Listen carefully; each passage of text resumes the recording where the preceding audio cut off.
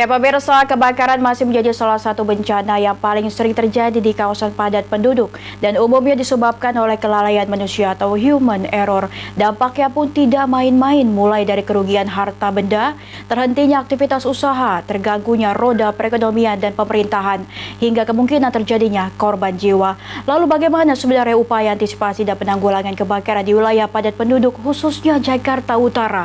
Untuk membahasnya, kami sudah terhubung dengan narasumber kami, Bapak Yayat Supriyata, selaku pengamat tata kota. Selamat malam, Pak. Selamat malam. Ya, Bapak, bagaimana kabarnya hari ini, Pak? Baik, alhamdulillah. Baik, alhamdulillah. Oke, Pak, ini Jakarta turut berduka atas musibah kebakaran yang melanda warga Kapuk Muara. Melihat kejadian ini, bagaimana Anda menilai upaya antisipasi dan penanggulangan kebakaran di wilayah Jakarta Utara berdasarkan pengamatan Anda selaku pengamat tata kota? Ya, pertama kita merasa prihatin dan berduka ya. Ini kelihatannya Jakarta memang ketika memasuki musim kemarau ya. Baik. Ini memang cuaca sangat mempengaruhi terkait terjadinya peristiwa-peristiwa intensitas kebakaran yang semakin meningkat. Nah, kita ketahui Jakarta Betul. itu rata-rata kejadian kebakaran dalam setahun itu lebih dari 1.000 kali.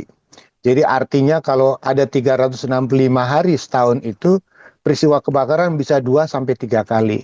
Nah, yang paling parah itu adalah jika peristiwa kebakaran terjadi pada pemukiman padat penduduk dan padat permukiman.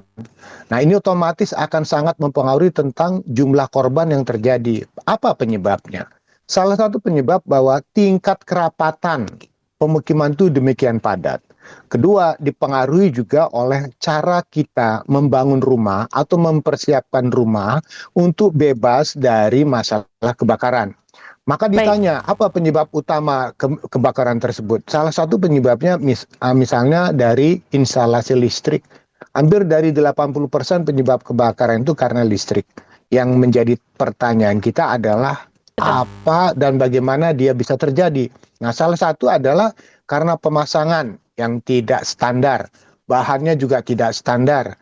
Kemudian, ya sekali lagi saya mohon maaf, ada namanya Spanyol, separuh nyolong listriknya. Cara penyambungannya. Betul. Nah, ini yang menjadi sebuah PR bagi kita. Yang kedua, tadi pada kerapatan bangunan. Di Jakarta tuh sudah hilang namanya gang-gang kebakaran. Jadi tidak ada jarak lagi antar rumah. Kalau terjadi kebakaran itu bisa merembet ke semua lingkungan perumahan dengan korban yang demikian besar. Dan catatan terakhir, rata-rata kebakaran itu karena faktor kondisi rumah itu sendiri yang sebagian berlantai 2 karena jumlah penghuninya banyak dan bahan dibuat tuh dari bahan-bahan yang mudah terbakar seperti triplek, kayu dan lain sebagainya. Oke, Pak, baik, tadi sudah dibahas ya terkait penyebab kebakaran. Ini Pak melihat tingginya resiko kebakaran di kawasan padat penduduk. Seperti apa seharusnya pola pengawasan yang ideal agar potensi kebakaran bisa diminimalkan sejak dini, Pak?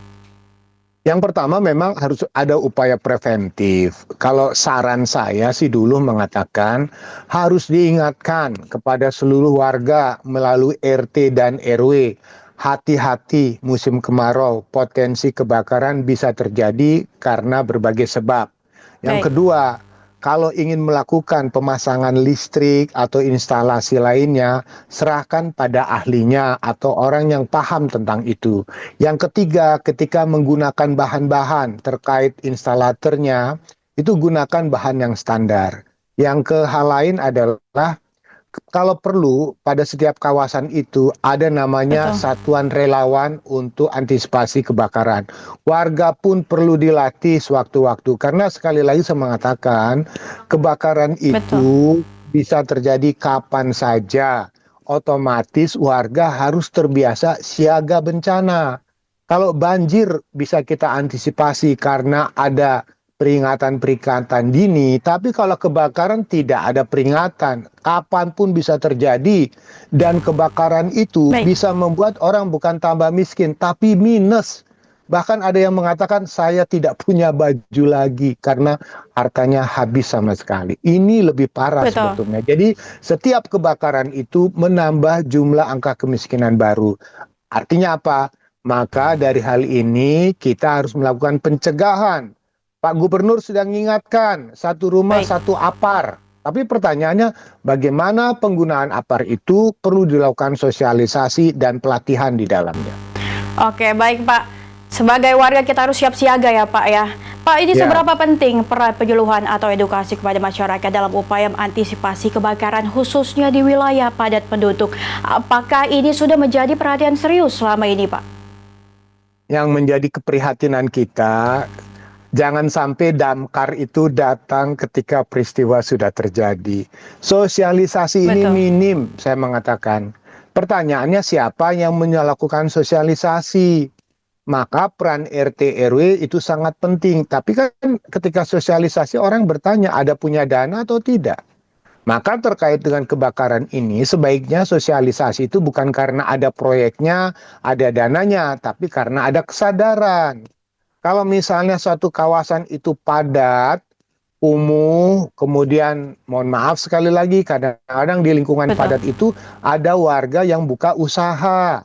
Misalnya membuka usaha rumah makan, dia masak semuanya ada di rumah.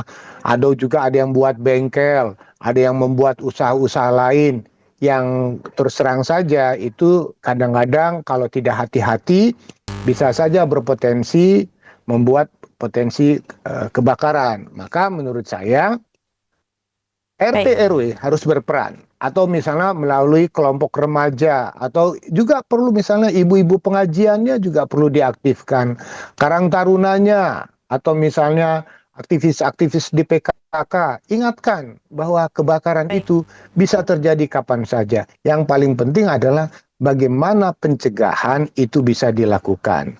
Minimal satu lagi ditambahkanlah ada namanya ruang-ruang terbuka untuk evakuasi atau ditambahkan lagi juga dengan membuat ganggang kebakaran atau juga perlu juga ditambahkan perlu tidak setiap RT RW itu membuat satu program bagaimana menyediakan semacam kolam-kolam retensi karena sekali lagi kadang-kadang kebakaran dalam skala besar itu kesulitan dari pemadam itu adalah mendapatkan Oke, baik air Pak. untuk hidran kira-kira begitu.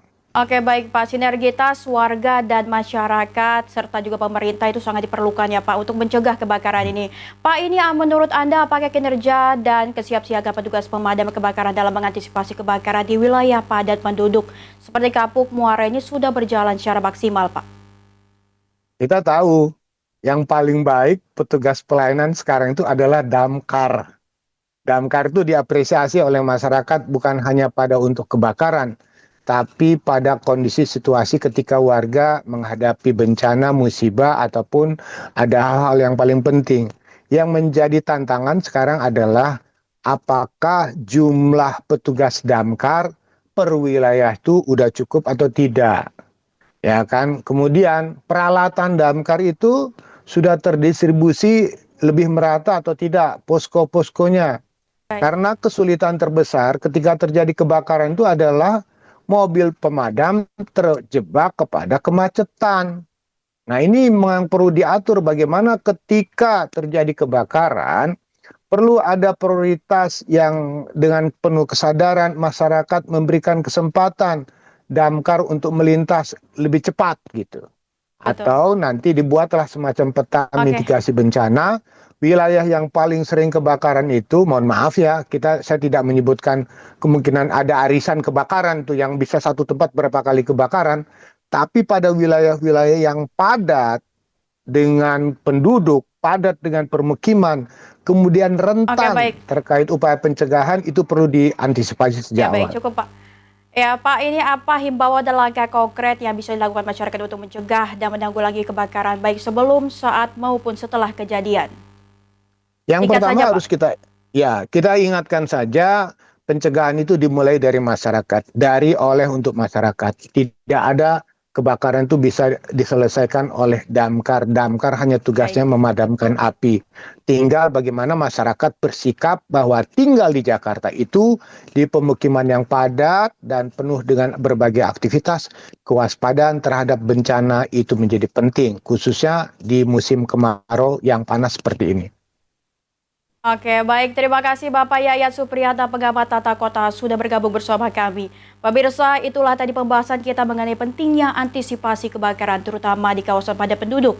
Bencana ini memang sering kali datang tanpa diduga, tapi bukan berarti kita bisa mencegahnya.